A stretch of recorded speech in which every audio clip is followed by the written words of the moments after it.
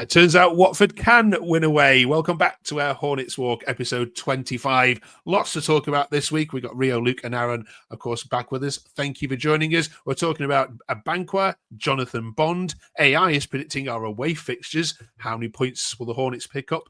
And will it be enough for that a magical top 6? And we're talking worst ever strikers. Last week, we put in our worst ever goalkeeper. Who are the team going to vote for the worst ever Watford striker? Let us know in the comments and stay tuned to the end of the video to find out who they say. Let's get straight into it then. It's strange. I know you'll be coming back from the Preston game. Most of you are thinking, why are these idiots talking about the derby? But we're recording this before any midweek action. So Rio, first of all, derby, great away day, isn't it, derby? And you know, a nice 3 points to get back on the train with. Oh, brilliant. Yeah, I think that's the first time I've played him away with fans in 10 years, so new ground for me personally. They didn't make much noise, but yeah, one of the loudest away-ins I've been in, right behind players and manager, not so much the owner, from minute one. And it was backed up with a away win, a pretty convincing away win, I would say. We could have had three or four, but on the other hand, Derby hit the bar twice and the post once, but it's weird because this time last week, after the Cardiff game, I was thinking we're going to slide right down to mid-table. And then after a win against a pretty terrible Derby side, Tom Cleverley's got me thinking, beat Preston on Tuesday night and we're right back in the midst of the playoffs. Absolutely. It's a good weekend for Watford, wasn't it? Blackburn losing, Middlesbrough losing, Sheffield Wednesday losing, West Brom drawing, and you're right now back in the mix. Plus, you've got a new song as well. I don't care about Gino. He doesn't care about me. All I care about is I miss it to taking a long time. Whoever came up with the lyrics. Were you belting that one out yourself, Luke? Yeah, I was. To be fair, it's I think we've copied it off Tottenham. They got one about Levy and Kulusevski. It's a great chant.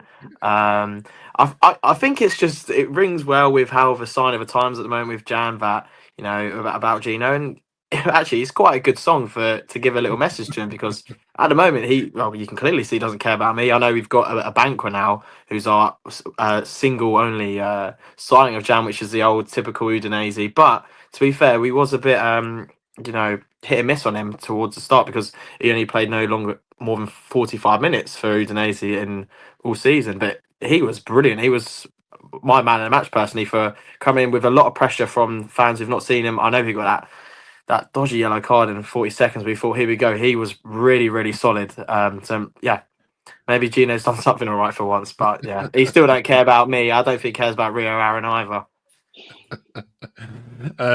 Cheers for that. Kieran said, Aaron, play two competent midfielders together from the start leads to a win, which is what you've been calling out for a number of weeks on here, isn't it? Massive, makes a difference. Kiemba. Yeah, it absolutely does make a difference. I mean, Tom Bashru back in the side's a breath of fresh air, really. You can see how much better he is on the ball, how much better he reads the game than Sissoko Kwenedo right now. But I will say, after my scathing assessment of Kiemba last week, he did actually play a decent game. And do you know what? And that is because he wasn't in that midfield too. When you let him just sort of run around, press the ball and take shots, that is his game. And if he's utilised purely for that, then that's fine. I hope that sort of been an eye-opener for the coaches. Stop playing that guy in the midfield too. Absolutely. Yeah, and we take it all back from our scathing assessment of Kiemba on last week's video. If you didn't go and see it, go and have a look for it. Right, Rio, we need a new chant then for our new player. Can you got one for Mr. as Dan here says, Mr. Abankwah. Fantastic result. One I didn't see coming. Well done, Mr. Abankwah. I perhaps misjudged you. There's a couple of similar ones on that one. Hornet says, excellent win. Can we please stop all this moaning and nonsense, unhelpful talk about Tom getting the sack? Get behind everyone. Even the board, who fair play, brought in Abankwah, who had a great game. Up your horns. Go on then. Have you got a song ready for him? A chant for him. Well, there's one in the away, and probably the least noisiest chant of the afternoon, but it's Abankwah over there. I mean, didn't really get going for obvious reasons. I can see the disgust on Luke and Aaron's face, but yeah, great performance by him, and I did write him off before a ball was kicked because he played couple games with Charlton last season and 45 minutes this season. And for Udinese, I've heard he's been good for Ireland under 21s, but he was really good, really solid defensively. And I think there's a clip on Watford's YouTube in the highlights. He did a cheeky nutmeg as well on the attack, so he can mix up a bit defence and attack, and it looks really solid. And obviously, it's only one game. People were saying Larouche is the second coming of Christ after he played against MK Dons, so it can still turn otherwise. But we'll see. He looks good at the moment. Also, just on our second goal, if we don't mention it, I personally think that was one of our best goals we've scored in a long, long time. It was a classic counter attack. Reminded me a bit of when we played under Zola. It was a fantastic goal. It was done in about 4 or 5 passes. It was brilliant. So I just thought I'd mention that before we move on, but it was a great goal. Could have done that a couple of times all round. Yeah, well said, exactly. My next question, Aaron, was going to then be: was it a case that Derby were that bad, or were you that good? They were really poor. I mean, it looked flattering when you looked at the stats that it was so comfortable. But when you actually watched the game, they had one really big chance where they hit the bar in quick succession. They hit the bar and then an overhead. Bar again. Yeah. It was like so. I always think that's a problem with XG as well, is that people look at XG and be like, oh, it was a fairly even game. When I think roughly like 0.8 of it was just in that one moment of the game there. Yeah. So, yeah, I think Derby, they didn't make it too hard for us, but that shouldn't take anything away from the performance. Okay. Luke, let's ask you about Jonathan Bond then, if that's okay. Shout out to Jonathan Bond here from the club. Watford, Sweden. Who knew that there were Watford fans in Sweden, by the way? So shout out to anyone watching in Sweden. I thought he played well before Batman came back into the squad. Sure do a good job again. I hope Tom respects that and doesn't throw Batman back in as soon as he's fit. What's your assessment of him from what you've seen so far, please? I've been pretty pleased with him. In terms of shot stopping, he's done well. He's made those saves at the right time. He made a couple good saves. He made quite a good save in the second half. It's quite early on, but I think what fans feel a little bit more happy is just on the ball. I think with Batman we've got that little bit more pressure that we know he's not the most comfortable on the ball, and it's sort of like we've gave Bond a clean slate. It feels a bit more refreshing that, you know, if we're gonna go, let's just get it out. And then the last 5 minutes, I thought he was time wasted, but he actually was injured and very Sunday League-esque. Pollock took the last 2 goal kicks from knife onwards, but he seems fine for tomorrow. Which is quite pleasing. But yeah, he's doing a really good job at the moment. I'm really happy with how he's been performing. Cool. So busy week then for Watford. Preston, as we said, it's probably happened by the time you're watching this back. So on to Coventry we go then. Rio Frank Lampard's Coventry, of course. Last time it was a Mark Robbins team that rocked up. And of course, this was after the international break as well. Sims scored in the first 5 minutes, and then Deli Bashir got the equaliser in the second half. They've got this duo at the moment of Ellis Sims and Thomas Asante that's working quite well as a partnership. It's quite rare in the Championship to find that sort of dual striking partnership. How are you going to deal with 2 men up top? Yeah, you don't usually get that in the Championship nowadays, but it's very old-fashioned. What's the name? What our strikers can't deal with lots of the time is players who have pace. Saw at the end of the game, I think it's a double-barreled name. I can't remember what his name was, but he just breezed past Sierralta, and Sierralta had no pace, so he has to just take him out and get the yellow card. So I think we've got quite a physical defence. Pollock, Sierralta, whoever it is, Porteous, or Bonner even, they like to get stuck in, but they're a bit limited in terms of pace-wise. So I think they'll be totally fine, hopefully, with the physicality. And yeah, Coventry's a weird one. I mean, they a bit better at home, but they're not good away. But really inconsistent. But if we get a win against Preston, which hopefully by the time the viewers watch we would have, and get a point against Coventry, we're in a very good position. But it's not an easy game at all. And I don't think we're wearing red shorts, so probably not a win. That's ridiculous. I mean, we haven't won without red shorts, have we? They wore their away kit at the Vic in September, so I'm presuming it's going to be. When we last went to Coventry, we wore yellow. I'm pretty sure. Yeah. Last season we wore yellow. Yeah, it should be red. That black kit should be burned in fire and never used again. Good kit, though. It looks very pretty. Never wear it on a football pitch again. Yeah. Okay. We asked AI last week to predict all the Watford home games. We went through that. Go and watch that if you haven't watched it. This week we've been predicting all the away games. Now something's gone wrong with my my symbols here, but you get the idea. The red there indicates a loss, and obviously they've predicted here that you're going to get a total of 2 wins and a draw, so 7 points from the remaining 8 away games. You've got a draw at Coventry this weekend, wins at Oxford and Bristol City, and then the rest of them will be losses. And actually, you've got some tough away trips coming up, haven't you? Sunderland, Middlesbrough.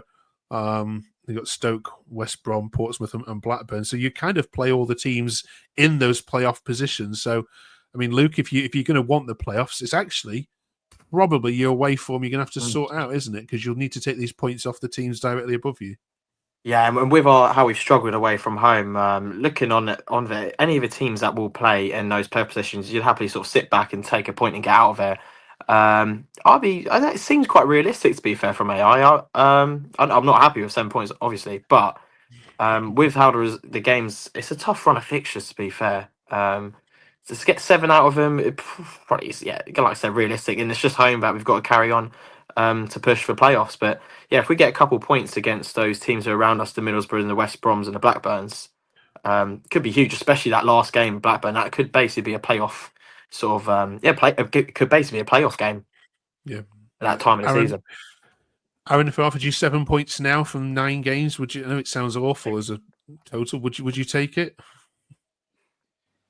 I mean, you'd like to say no, but with how bad our away form's been, they're probably, like Luke said, they're probably being quite realistic. I think the only one there that I looked at and thought, AI, you're maybe wrong, is I think we should get something at Stoke. I personally, but like you say, the teams like Sunderland, Borough, not only are they in and around those positions we're fighting for, but we also just have terrible records at those places. And whenever we seem to go up north to the bigger stadiums like that, we just have a terrible time. So I'm not holding out hope. I think AI might have got it right. Okay. All right, then. First of all, thank you, obviously, all very much for joining us. This is a weekly 20-minute Watford podcast, which you can get through YouTube. Because it's January, we have been having a little bit of fun this month and filling in the worst ever Watford 11 side that we've ever seen. Last week, we asked this team to put the worst ever goalkeeper in, and we went with Jack Bonham in the end. I couldn't put Backman in. I typed it and took it out. It would kill me to do that. So this week, we're asking for the worst ever Watford strikers. 20 years the Championship's been going. In those 20 years, who's the worst you've ever seen? Let us know in the comments below. Now, who did I promise last week could kick this off? I can't remember. Go on, Luke. Go on, Luke. Do it. Oh, you know what? I am going to mention him. But right. Let's say Jefferson is one of the worst strikers I've ever seen. Never scored a goal. He had so many chances, but my personal vendetta is on Andre Gray. For how much we paid for him, 18 million quid for the return we've got. Yes, we got that goal in the FA Cup quarter-final, which basically was the 18 million pounds worth it from there. But that lockdown season we had, he was one of the worst players I've generally ever seen. I remember there was like a 10-minute compilation in lockdown of how bad he was, and it was like Sunday League stuff, even where he was terrible that season. And when he scored against us twice, Plymouth, honestly, my head was generally gone in the pub. I was fuming. He is my worst ever striker. Jefferson didn't have enough time to prove that, sadly. But I did enjoy Jefferson getting booze in the Harvester pub when he got subbed on the other day against Newcastle in a telly before Derby away. Brilliant. Rio? Where do we start, Mark? I mean, Potts again pull a gem out of nowhere, but striker-wise, since Troydini left in 2021, I mean, I don't think we've had one good one apart from Emmanuel Dennis. There's quite a few options. I think Roman I's got to be up there. He had no pace, no footballing ability whatsoever. He scored 1 goal for us, which had to go to some kind of like judge to decide whether it was Sema's goal. It deflected off him, yeah. Yeah, at Birmingham away. And the funny thing is, he's played with Messi at Barcelona. I don't know how that happened. And lastly, one of the coldest games I've ever been to at Hull at home. He came on his return from injury, where he got injured in August, I think it was. Within 5 minutes, he pulled up with a hamstring injury. So, sums him up as a player. Brilliant shouts, And these. then he bagged 20 in Turkey the season after. Make it make Yeah. sense. Shows how poor Turkey is. Absolutely. Aaron, finish this off for us. Yeah, do you know what? How did I not think of Roman I've got two more recent ones as well. You could go back. There's so many. We could do a whole podcast of naming Watford striker flops. The list is that long. Gezio, Renigi, Park Chu Young. There's some of the older ones, but the more recent ones, and I'm torn between two, and I'm gonna go with Glenn Murray in the COVID season. Oh Which is just signing him was just absolutely pointless. I remember we played Oxford in the cup, and he started that game, I think, and the bloke was just walking around. I think must have played 5 games tops, but just a useless signing and was just useless when he played. Another shout to Henrique Rouge 2 seasons ago as well. £100 million release. God. Yeah. I honestly, like, you could do the full 11 with just strikers. Yeah. Sounds like we need to go, 4-1. That is nuts. 4-1-5 here, don't we? In our formation. Cheers for that, fellas. Next week we're doing the back line, so get your thing, get us on for that. Let us know in the comments, of course, if they've missed any and which of those names you'd put as your front two in the worst ever Watford 11. Right, and thank you very much, you three. Enjoy your trip to Coventry if you're heading up there this weekend, and we'll be back here in 7 days' time to review it all. Thanks so much, everyone, and do drop us a subscribe if you haven't yet done so. Get us to 100 by the end of the month. That'd be amazing. Cheers, fellas. Have a good week.